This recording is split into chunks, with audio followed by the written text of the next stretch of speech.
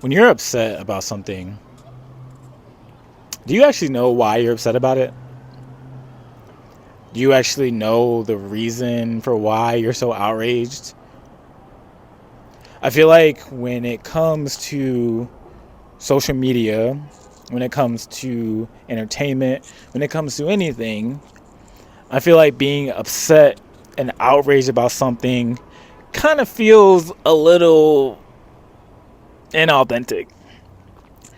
And it's not because I don't think people aren't genuinely upset about things. I just think it's dumb for the things that you're upset about. What if, like, we actually used our energy that we're giving towards outrage to be given to something that is actually pretty good? What if, for Christians that participate in outrage culture, what if we gave our time and energy to something that's actually of more value than being outraged in this ongoing quote-unquote culture war? What if God is calling us to something more than just being outraged about the thing that's going to pass away in 2 weeks?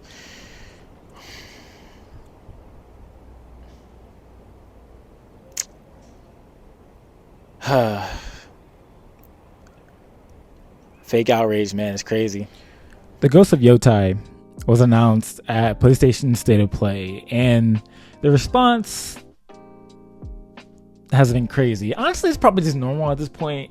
It's being marketed as kind of a sequel to the Ghost of Sushima, which in itself is pretty cool. I'm in the middle of playing Sushima right now, but there's one controversial detail. The main character you'll play as in the Ghost of Yotei is a woman. Now, most normal people, right, are like, cool, a new Sushima game, hope it's fun, let's play. But then you've got that group of people, the ones who always seem to suck the joy out of everything. Ah! Whoa, what's the matter? What the hell is that? A killer robot monster? Ah! Stewie, relax. No, Brian, you keep that thing away from me. Is it looking at me? Can it see me? Man, you're really scared of this thing, huh? Ah! Cherry? Another cherry?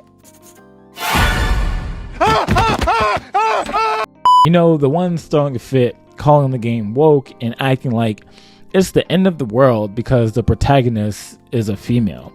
And I get it. People were upset about Assassin's Creed as well because of the historical figure of Yasuke, or this black character, being in the game, and a ninja woman. But let's be real. This is a fictional game. Like, do we really need to debate whether a woman can be a samurai in a made-up world? Here's what's interesting. And I think this whole situation speaks to something much bigger for just everyone. And it's how outrage is literally starting to ruin our hobbies. Hobbies, by definition, are supposed to be fun and relaxing. They're meant to bring people together and joy. But instead of, you know, enjoying things like anime and gaming and comics and going to conventions, cosplaying, all these different things, what normal people do, there's always this loud group of people turning everything into a fight. And honestly, at this point, I'm exhausted, man. One of the main ways outrage is ruining hobbies is by creating a space of constant negativity, right? People can't just enjoy something anymore without someone pointing out how problematic it is or how it's pushing some kind of agenda. Now, I'm not saying there aren't valid critiques when it comes to these things.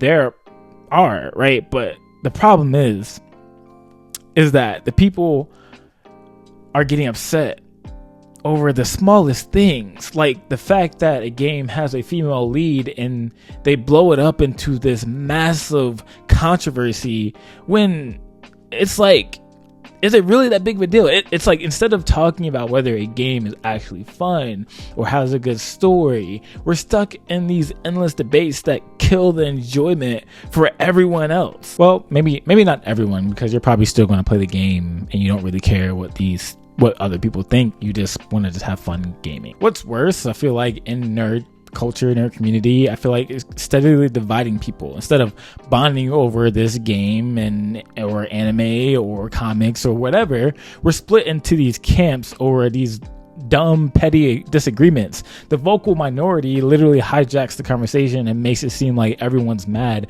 when most of us just want to play the game or watch a show without all the drama. And this kind of outrage doesn't just affect fans, right? It affects the people that made the game, right? Like, think about it. Developers and creators feel this pressure, right, to tiptoe around their work because they're afraid of getting canceled or triggering a wave of people that just hate them for this work. Any sort of work is something that people put their hearts and soul into. I mean, when you're a product owner, you're going to have critics, and that's fine. But some of y'all go so crazy on these people, even though you don't have a creative game skill in your body, or you don't necessarily know how to do animation, and you really can't do what they do. You just like being mad, and that's wild. And is this outrage, right? This outrage is often driven by the people who kind of don't even engage with this hobby.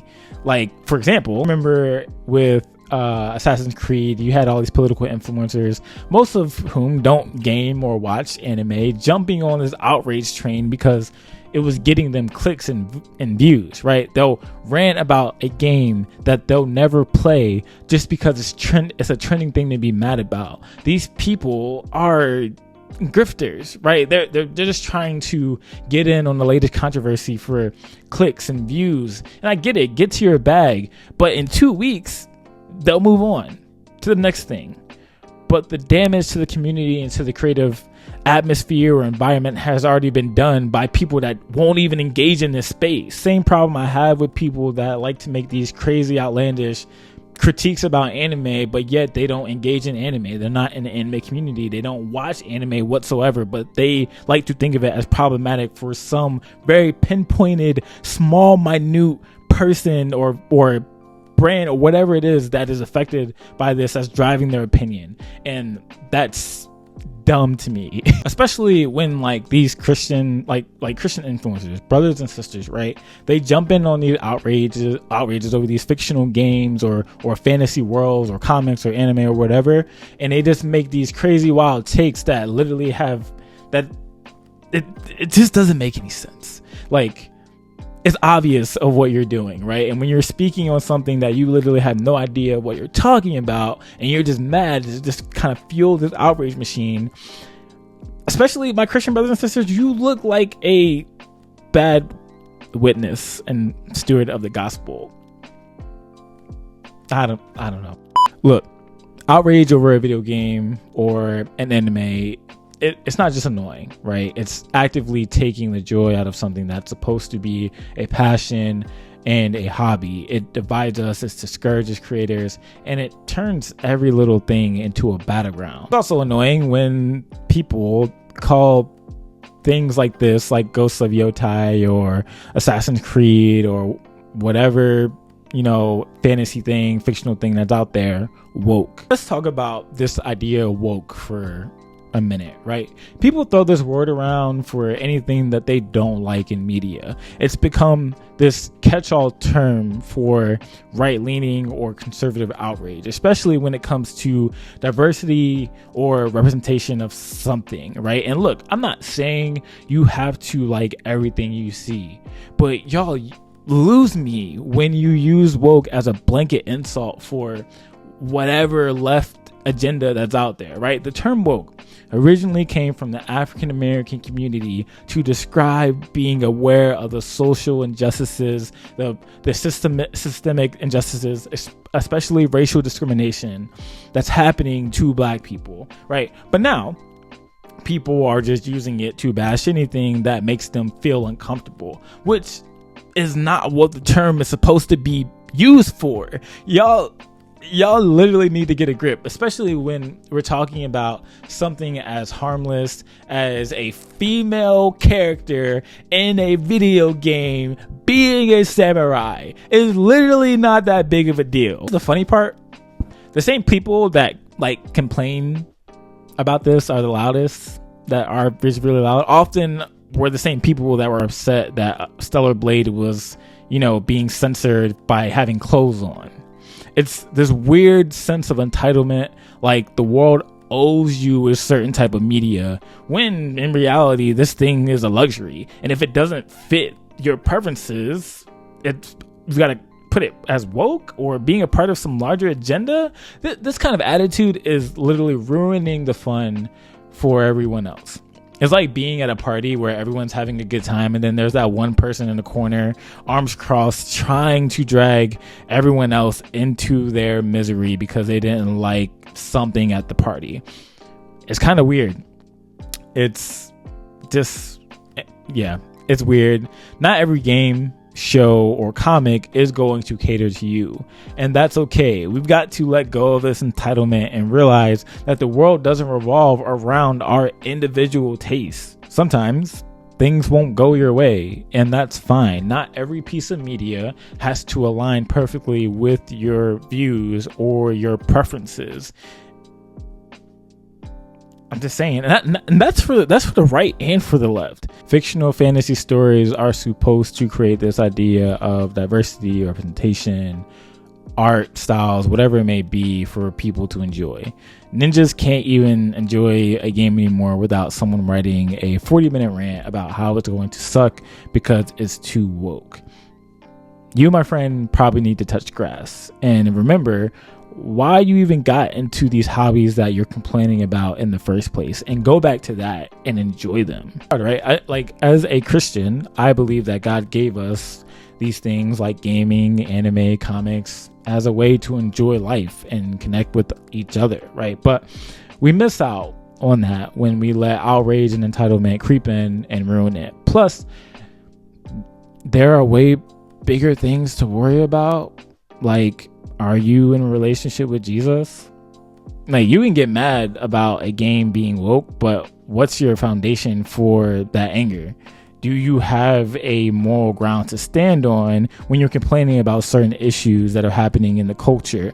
Or are you just shouting into the void, hoping that something changes when shouting does nothing? Because if you don't have a relationship with Jesus, none of this really matters.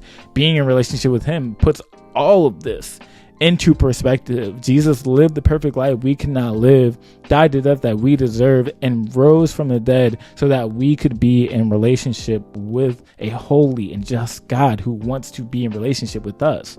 And that's good news. And that's what actually changes lives. Outrage over anything, especially a video game, isn't going to change anything. He's the one, right, who shows us what's truly important. And it's not whether a game has a female protagonist. At the end of the day, shouting woke isn't changing anything in this world. It's just boosting your likes and your follows and putting you into a, environment with other people that, quote unquote, may or may not agree with you as well. So log off, go enjoy your hobbies. And if you don't like something, it's simply, don't engage with it. I assume we're all adults here, right? Let me know what you think of this video. Make sure you like, comment, and subscribe. Are you excited for the Ghost of Yotei? Am I pronouncing that right? I feel like I'm not pronouncing that right. Have you played Ghost of Sushima? Let me know what you thought of the game below, and I will catch you in the next video.